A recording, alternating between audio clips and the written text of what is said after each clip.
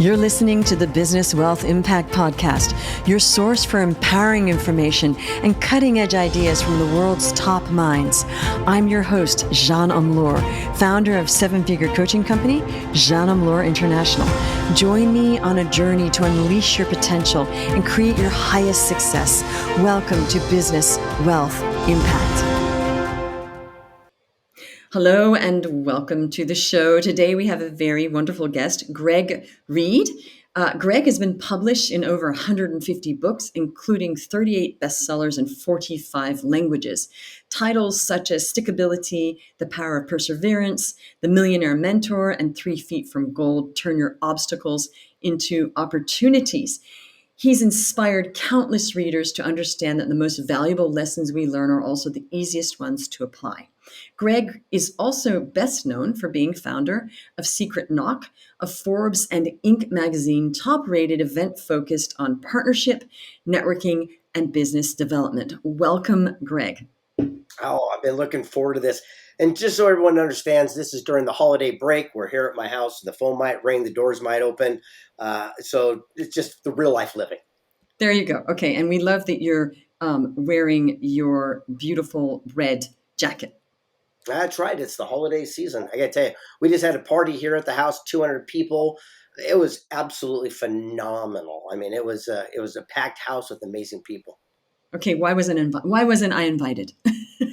People keep saying that. It's so funny. I publicly post my events and parties out online. I send emails. I put it on social media. Anytime you ever see it pop up where it's an open invitation, it's an open invitation.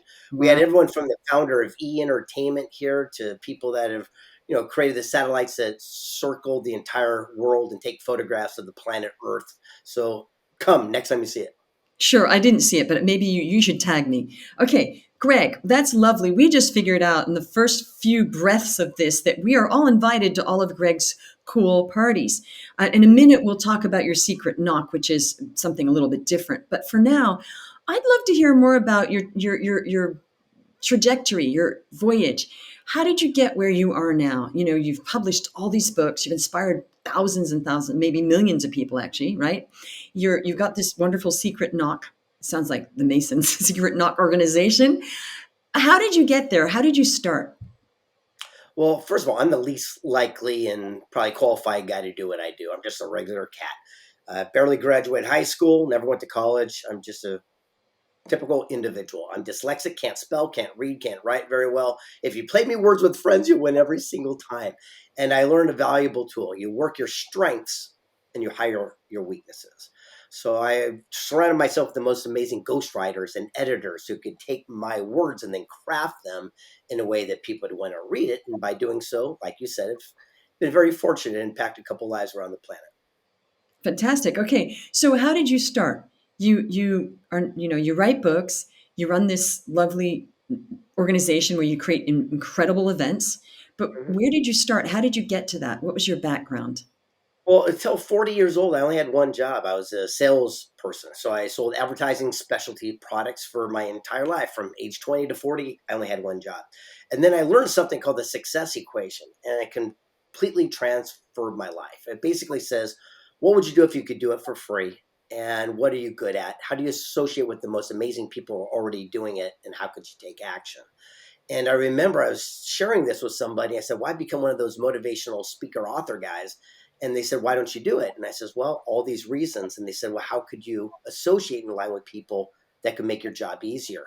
And that moment was like a lightning bolt. I ended up putting my business for sale. I sold it for a very good 7-figure income, and I went straight for this industry, and I never looked back. So for the last 20 years, I've been publishing amazing books, making movies, inspiring people. But I got to tell you, it's not my words. My full-time job is I travel the world, meet the most powerful and influential people, and then I tell their stories through books and films. Not my stories. No one wants to hear from me. So I get to go face-to-face, knees-to-knees with the most amazing humans, and then I transferred their knowledge and wisdom to digestible sound bites that we could all understand. Okay, well, I'm interested in your life. You underestimate yourself. Okay, so that's so interesting that you had the same job for 20 years. Okay, same job. And then you said, hey, I want to do what really rocks my world. and that was it. And then you sold your business, and the rest is history, as they say. Okay, Yeah. so now when did you start coming up with the ideas for your books and all that motivational stuff? Well, I was inspired by the books and the little sound bites of things that I would listen to as a youth. I mean, at the end of the day, you'd hear the Zig Ziglar, "You think you can, you think you can't, you're right," from all the different quotes and things of this nature. Again, I didn't read a lot of books, but I remember all the little motivations. I went to the seminars. I listened Mhm. to the cassette tapes back in the day. Mm. And one time after I sold my business, I remember a kid came up to me and said, "Hey, you should write a book." And I said, "Well, that's a great goal. I've never really read a whole book." And I sat down and I did. And that one went on to actually impact the lives more than you could even imagine. In fact, I was turned out by 268 publishers when I did my first book. Remember, I'm dyslexic. So when Mm. I wrote it, it was like dog, boat, beaver. It made no sense, right? It was all over the place. So a ghostwriter recrafted it and it went on to become a juggernaut. One quote was shared an estimated 37 million times. It says, "A dream written down with a date becomes a goal broken into steps becomes and a plan backed by action makes your dreams come true." It's on coffee mugs, t shirts, bumper stickers. Mhm. Great quote that was shared 37 million times from a book that was turned down 268 times in a row. But I didn't take it personally. I realized that you have to work your strengths and hide your weaknesses. And as soon Mm. as I got a gifted ghostwriter came on board, boom, next thing you know, out there doing something special. Okay, so that's really interesting. And you wrote a book about stickability, and you have it because Mhm. most people could not even withstand that number of rejections. They'd say, "Oh, I tried twice and three, maybe 20." So, what, right? So, what kept you going when it got into the hundreds? It's something called the knowing. I didn't hope, I didn't wish, I didn't believe. I knew I was onto something. I just didn't know how.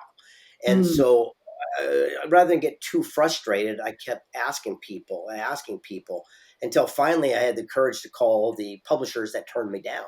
And says, "Look, Mm. I'm not going to ask you to publish my book. I already understand it's a no, but do me a favor. For an aspiring author, teach me what I could do better." And Mm. one publisher had the courage to say, "Your writing sucks. It's horrible. It's all over the place, and you need help." And I said, Mm. "What do you do?" He said, "We get this ghostwriter." And Mm. that's when the miracle happened.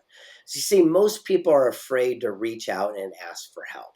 And it's Mm. really interesting about the rejections. One person I interviewed was Paul J. Meyer, multi-billionaire. And he says, "Your success is in direct proportion to your ability to withstand a no." He says, Mhm. "If you're willing to ask enough ladies out, eventually you'll get a date for the dance."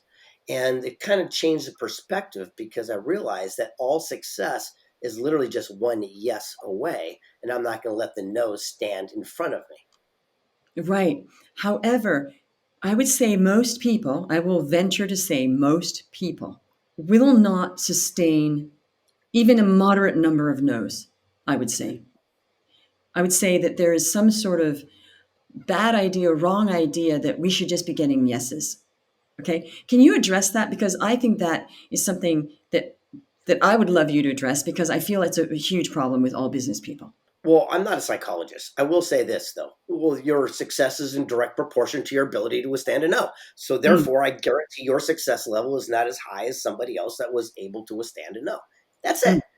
That's it. That's what it comes down to. Because people can sit there and say, "I don't like sales," for example. Yet we're all in sales. So if you go to a restaurant and you want a window seat for your special occasion and they won't give it to you, well, if that's the answer you accept as your no, then that's your answer. For myself, I don't believe in that. I would Mm. make sure I asked the manager to speak to the manager, and then I would ask to speak to the owner until I got Mm. the seat which I want. So the whole matter of fact is our direct success is in direct proportion to our ability to withstand a no. It's very interesting. When you break it down, that's what it comes down to.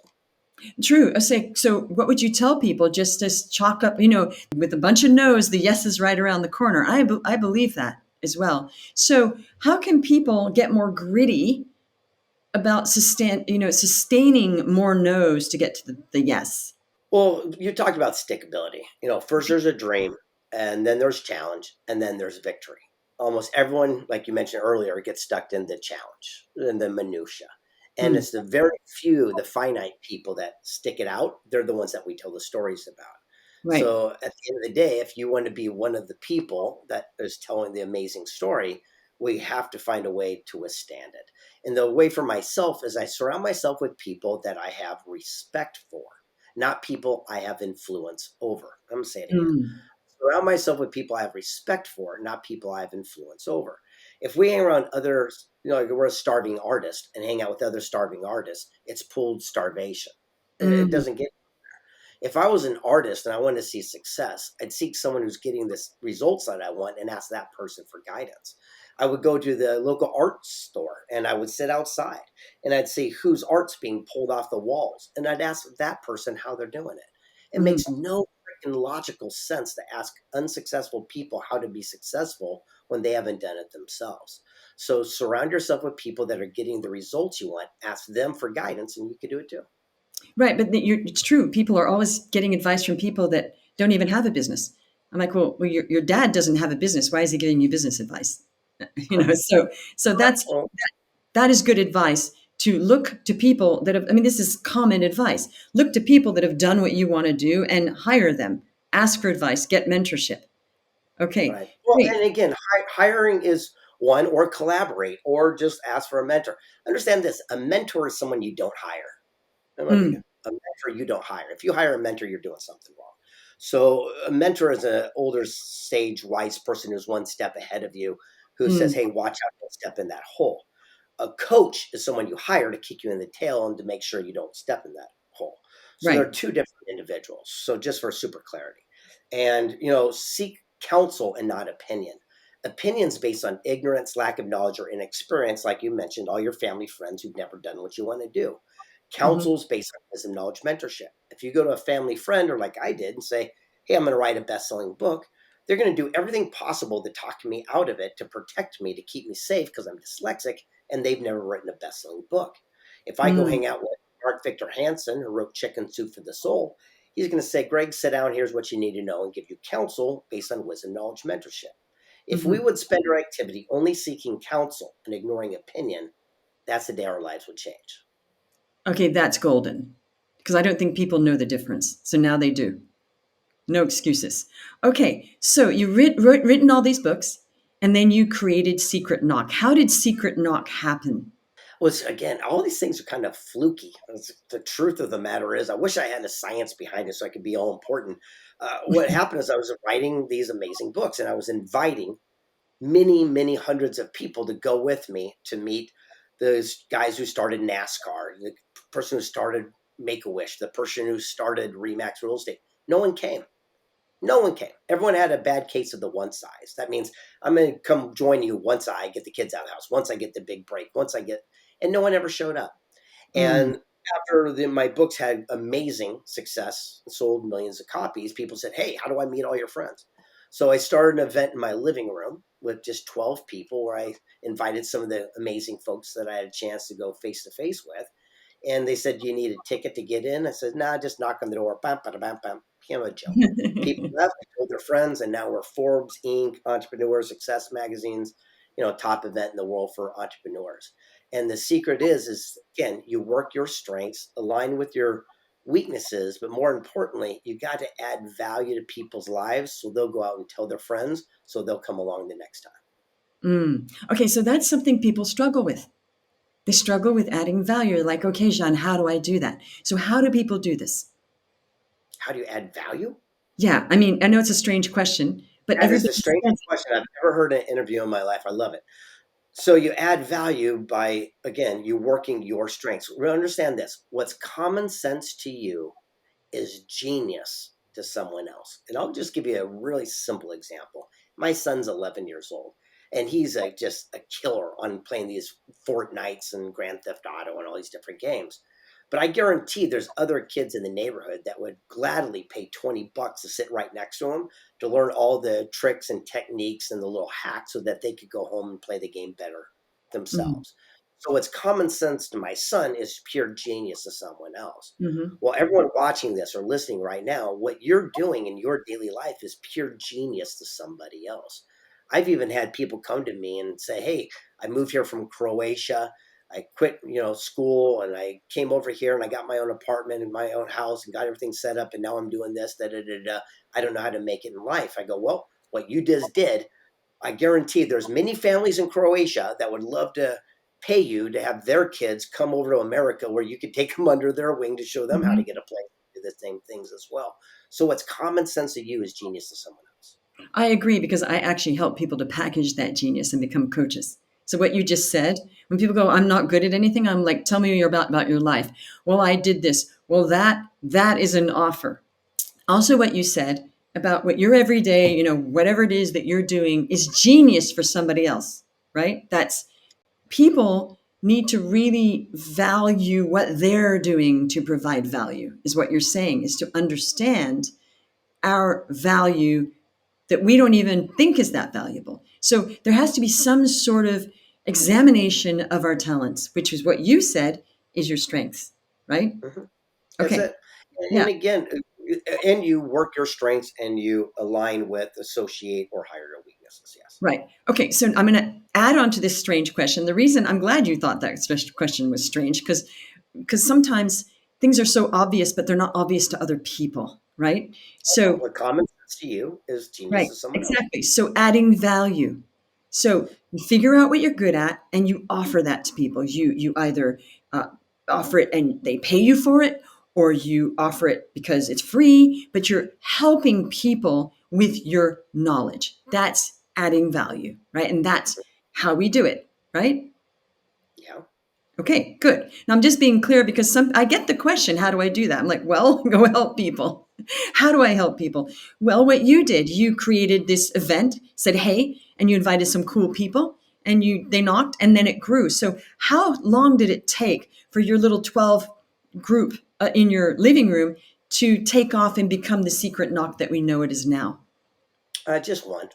That was it. As soon as it got out what we were doing, then it doubled, and then it doubled, and then it doubled, and then it doubled, and now we have to, we've been trimming it down and going the opposite way than most of these things. So we have a simple little theory. It's called be cool. That's it. That's our only rule of attending Secret Knock. And what that means is that if water runs out on your table, you don't complain. Get up, go get some water, and then bring it back to the table. Just be normal. If trash is Mm, on the floor, throw it away. If the microphones go out, we'll yell. Just be normal. And so our circle is really cool. There's no name tags. No one's allowed to pass out business cards. Just be freaking normal. Just show up as a human being. And by doing that, we've created the most incredible enclave of incredible human beings that are out there just to literally make an impact. So, for example, you might be sitting at a table and you say, "Hey, I'm working on this project. Does anyone know anyone?" And then they open up their phones, and go, "Guess what? I do have that contact," and they make that introduction right there on the spot. And I think that's what's missing. Majority of these big auditorium events, there's 10,000 people, but there's like 300 or 400 of really tremendous people. Well, our event is just those 400 tremendous people. And that's what we've done is we've been kind of a good servant of surrounding ourselves with the most amazing human beings that I guarantee know that they'll freely and openly share their contacts and resources with one another so that you can take them and cut your learning curve in half. And that's our intention. right, and that is being cool because it's cutting through all that ego. All that ego takes so much energy. Where what you're saying, like not being cool. So what you're saying is you got the cream of the crop, all in there, all helping each other with no ego, right? Correct. So you're sitting there until at a table and go, all right, the guy who invented the credit card magnetic strip and changed banking and gosh knows how many trillions of dollars coming to the stage, and he was sitting right next to you. Oh yeah, the guy Mm, who started Ugg Boots, a multi-billion-dollar brand. He's over at the taco bar. Go hang out with him. Hey, you got an idea for a board game? Here's the guy who did Pictionary. He's sitting right mm, there. And if you surround yourself with these amazing, like-minded individuals that will just openly and freely share information, like I said, our whole goal is to cut the line. As a kid, you got in trouble for it. mm, Well, in our society, you get rewarded for it. So I mm. don't believe you should have to wait in line. I believe that you just cut to the front of the line, and you do that by the connections of what you do. They always say these bumper stickers and cliches is your network is your net worth. Well, how do you change your network? Well, instantly. That's what we did for everybody. And that's Right. the constant idea. No, I love that because I'm not a gatekeeper. And I think we have that in common. It's like, why do we have to have the gates all the time? Just cut the line. I actually Mm. do cut lines gently. My kids hate that. I'm like, excuse me. So people don't like that about me. I'm like, I'll try to like cut the line, legitimately, Okay, great. And I feel honored that I was invited. I'm definitely going to turn up. Okay, so now this has grown. So what's next for Greg? What's next for you? What's your next big mission? Well, we're getting involved with some more major media. At one of our events, we had a gentleman named Frank Shankwitz come. He's the founder of a nonprofit called Make a Wish Foundation. Mm. It's a nonprofit that grants wishes to terminally ill kids. And during our interview, I said, hey, Frank, what was your wish? And he looked at me like I was crazy. And he says, what do you mean? I said, well, you're the founder of Make a Wish. What'd you ask for? And he says, no one asked me. I said, well, I will grant your wish. Anything you want, I'll give it to you. He says, I just want my story to be told so my grandkids will know I did something. So he signed over his life rights, and it took 6 years. And when it came out, we actually made the ballot for the Oscars. We were on Netflix for a year and a half, and we're still streaming worldwide. And the moral of the story is that everyone can be a hero. Mm. You don't need to be a millionaire or a billionaire to, stop a bully from fighting. Everyone can go give a pair of socks to a homeless person. Mm. And when people grasp the concept that everyone can be a hero within, that's where, again, the miracle happens and has a ripple effect to impact the lives around them. And this is the idea and mission, is to create more stories and movies and maybe TV shows that go on to have a broader reach. Because to be honest, no one's reading books anymore, but people are watching YouTube, they're watching TV, they're watching these things. So I believe I'm going to be transitioning towards that area. Okay, so that's the mission. And I agree with you. We can all do our bit. We don't have to save the whole world. We can give somebody a pair of socks, and that's value. That's creating value. So the creating value is really just in an everyday moment. What can we do to help other people, small or big? I love that so That's much. Yeah, Okay. the old starfish story, right? Mhm. It's interesting. What holds a lot of people back from their things is usually fear. It's so interesting. One person I interviewed, his name was Steve Wozniak. He started a company called Apple Computer with Steve Jobs. And I said, "How did you guys do this?" And he says, "Well, we embraced our lack." I go, "What do you mean?" He goes, "Well, we embrace what we didn't have. Most people run from it. We ran towards it." And I said, give me an example. He said, well, when these little microchip processor things came out, he goes, they were very expensive. He goes, Jobs sold his car. I sold my calculator. We pooled our money to buy one. He goes, but Hewlett Packard would make machines that go from point A to point B with 20 chips. They had all the money of God. He said, I Mm. take one of their machines and I pull away five and get it to go from A to B using 15. He goes, I pull away five, get it to work with 10. Eventually, I found a way to go A to B using our one chip. He goes, we were not trying to be innovative or cool or aerodynamic. We could afford one chip. But by embracing that as an opportunity, we found the shortest, cleanest path. And by Mm. doing that, we changed the way people do personal computing forever. He says, where could you be right now if you stop looking at something as your greatest challenge and obstacle, but it could just be your greatest blessing and opportunity in disguise? I didn't know that story. That's fascinating. So if we just embrace, okay, this is where I am. What do I do with it?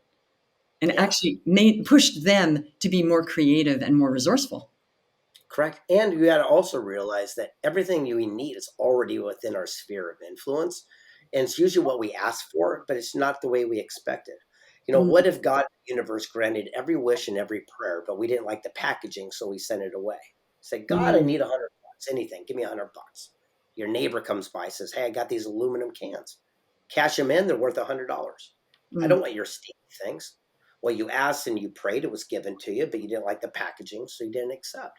Well, what Mm. does that tell our God in the universe the next time we ask and request when we didn't have appreciation, gratitude for the first time? So Mm. that's where the saying comes from. Be careful what you ask for. You might just get it, but it also might not be the packaging of what you expect. So we need to be more open to what comes our way, right? More open to Especially when, evaluate. especially when we're asking for it. Yes. Exactly. I agree. Because sometimes it's right there and I'm thinking, but that's what you asked for. No, it's not. Yeah, it is. You got it. You didn't like it enough. Okay, that's really deep actually. Is also I think that human beings, because we just have our everyday lives going on, we miss a lot of things. We have blinkers on. So I think that part of it is having that open-eyed that kind of like, in the martial arts, that your eyes are more open, you have more peripheral vision. I think we could all benefit from just being more open to see more of a 360, Yeah, right? I agree. I agree. It was so interesting. Many of the books, there's this woo-woo guy named Bob Proctor. I don't know if you've ever heard of him. He was in this movie called The Secret and stuff. He and I together, we wrote this book called Thoughts Are Things. And we realized that thoughts 100% are not things. Mm, It's all fallacy. Thoughts are not things. If thoughts were things, I'd be a bagel right now because I'm hungry. It's breakfast time. But if I end this conversation and I get on Grubhub and I order a bagel, my thoughts become things by the actions in which we take. And mhm, it's the action and the law of attraction that makes our dreams a reality. Think it, feel it. You got to take action. You got to do it. mm, And that's what it comes down to. And we also realize that we have about 64,000 thoughts a day. And the majority of them are called ants, which are automatic negative thoughts, the reptilian part of your brain to protect you, to keep you safe. Well, if we have 64,000 thoughts a day, a majority are negative, then everything in our life should be chaos and drama, but it's not, because it's only the thoughts in which you took action upon is your truth. So there's an old saying says, show me your friends and I'll show you your life. I think it's a bunch of crap. Show me your reality of where you're at today and I'll show you your life, because it was those thoughts and the actions which you took that got you here. If you mm, say I want a Lamborghini but don't have a Lamborghini, it just means you didn't want a Lamborghini enough to do what was necessary to have it. mhm, So it's very interesting when we're doing this project. We went on this rabbit hole. It was absolutely mind boggling. But at the end of the day, how many times have we had $1 million idea in a shower? By the time we brush our teeth, it's down the drain to see it on a billboard 10 years later. The mhm. only difference between you and them is one person acted. Exactly. Now, people always say, Jean, do you believe in the law of attraction? I say, yes, I do. I believe in the law of attraction with action, because I think Mhm. the law of attraction has been the most misunderstood concept ever. That people think that if I'm just going to attract but not do anything. So the action part is missing. There's that Right. joke about all those broke people watching The Secret over and over again. It's because all they're doing is watching The Secret over and over again. They're not then turning it off and going and taking action. So that's the one key. Yes. Yeah, Have you ever heard of a book called Think and Grow Rich? of course. I've read that Well, many times. Well, I have a feeling we're not up to date with some of the work, so I'm going to share with the audience at least so Mhm, they know who I am. So in 1908, Napoleon Hill was had an opportunity to have access to a meeting with a guy named Andrew Carnegie. It mhm, was supposed to be a 30-minute interview. It turned out to be 3 full days and nights. And at the end of the interview, Carnegie says, "I like you, and here's an opportunity." He says, "Work for me for free for 20 years, and I'll send you on a mission. You'll meet all my friends and write the first ever formula for success." Napoleon Hill reaches in his pocket and says, "I only have 2 nickels to rub together." He says, "But the bottom line, not only will I accept that mission, I'll complete the task." mm, Carnegie says, "You got yourself a job." And then Hill says, "Why are they going to talk to me? I'm just a kid. I'm nobody. I'm not connected." He says, "Don't worry. I'll write you a letter of recommendation. When they mhm, see it, they'll know I sent you, give you all the time you want." He sat down with Edison, Einstein, the Fords, the Rockefellers, and wrote the 20th best-selling book. But what's cool is that Carnegie, in his own pocket, started a stopwatch and gave his guests 60 seconds to make up his mind to work for free for 20 years. And when mm, Napoleon Hill said yes, he pulled out the stopwatch and there was 31 seconds left. He made a major life-changing decision in 29 seconds. mm, That was in 1908. 100 years later, in 2008, the Napoleon Hill Foundation and the surviving family gave me the same type letter. And they asked me to write the Think and Grow Rich series. That's why I bought Proctor, and that's why I did all these different books and projects. So I have a Willy Wonka ticket to meet any human on earth and tell their stories in books and film. And mm, so Think and Grow Rich, 3 Feet from Gold, which was a phenomenal book, Thoughts Are Things, Stickability, are all based on the teachings of this great man's work. And the way we did it was modernize and update these teachings in mm, today's verbiage so that people could understand. Because mm, back in the day, it's hard to understand who Woolworth and some of these people were when they're talking about a hat for 10 cents. So we kind of mm, modernized. And one of the stories, though, I just want to share real quick is because my favorite interview of all the different people that we've had a chance to talk to was a poet and a philosopher named Evander Holyfield. He's a boxing dude. And I said, "How is it that you won more heavyweight championships than anyone?" And he says, "I had a higher standard." So what do you mean? He goes, in sports, I showed up early, I left late, I invented exercises, I had a higher standard, and I won more championships. I said, but didn't it hurt? He says, Mhm. yeah, it hurts. But when you're in a fight, you don't focus on the pain. You don't focus on the blows. As soon as you do, you end up on your back knocked out. But Mm, everyone outside the ring, that's what they do. They focus on gas prices, war, economy, COVID, and then they wonder why they didn't become a champion. And mm, he pulled me in tight, an Adonis of a man missing half an ear bitten off by Mike Tyson. He says, you know what the funny thing is? He says, when you do win the championship, he says, everyone comes to their feet and they chant your name. They raise your hand in victory and they put a big shiny belt around your waist. He says, at that moment, you don't feel even one of the punches you took along the journey. But the guy mm. in the losing locker room has every bruise, every excuse for the rest of their life wishing they had a higher standard. That is very inspiring. I hope everybody really listened to that because that's the problem. People's standards are low and they complain about everything. Not everybody, but some people. So if we would just keep saying, raise the standard, we would sustain more pain and chaos, actually. We could do that. Yes. Yeah. And So, if we adopt Mel Robbins' philosophy of her latest book that's coming out, it's uh-huh. called the let them theory. Mm, Unbelievably simple. And it basically says this: if people don't invite you to their party, let them. mm, If your kids don't want to go to the family barbecue, let them. mm, If your husband wants to watch the show ahead of you and not be caught up on night, let them. It says, as soon as we stop trying to control other people, especially when they're unwilling participants, mm, our lives will never be the same again. Let them. mm. Now, how does she apply that to business? Like, if you Same, have an employee same. that doesn't want to do the work, let them not do it. I think you need to get her on your show I and not. do. Yes. I would love to. I'd love to ask her that bit. Well, and I also like her 5 second rule. That was brilliant. Yeah. Yeah. Well, Greg, this I has been mean, great. This has been amazing. What would you like to leave well, by the way, we're going to have all the links to, Secret Knock and how to reach you. What would you like to leave my guests with as some inspiration? One last parting thought. yeah, it's interesting. When Napoleon Hill wrote Think and Grow Rich, the biggest chapter was about the last chapter. It's called The Six Ghosts of Fear. Mm, And he talked about the fears of 100 years ago, which I completely disagree in today's terms. So it was the fear of loss of love. What are divorce rates? 50%, no one died, right? mm, There's fear of mm, old age. People are living forever now. There's a mm, fear of all these different things. I think the biggest three fears of today's society is one, the fear of the unknown.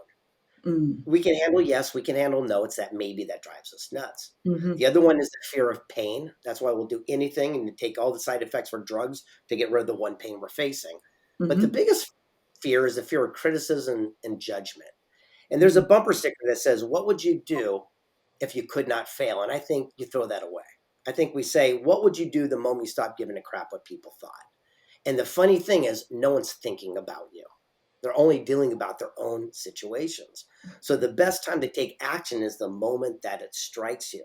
Look, Mm, you're a genius within your own sphere of influence, but more importantly, you're afraid to share it with other people because of what other people might think. mm. And right now, what's common sense to you is pure genius to somebody else. And my only challenge with anything would be for 2024, you take a little spark of that and you have the courage and the fortitude and willingness to share it with the others. Okay, I'm gonna leave it at that because that is so inspiring. So, Greg, it has been a pleasure having you on my show. Thank you for listening, everybody, and we'll see you on the next one. Take care. Thanks for tuning into another episode of Business Wealth Impact. I hope you found today's conversation insightful and life-changing. If you want to support the show and stay up to date with all of our latest episodes, the easiest way to do that is by following us on your favorite podcast platform. Just hit that follow button to never miss an episode. And if you really love the show and want to help us spread the word, leave us a review and share the podcast with your friends. Again, be sure to subscribe, and until next time, be impactful.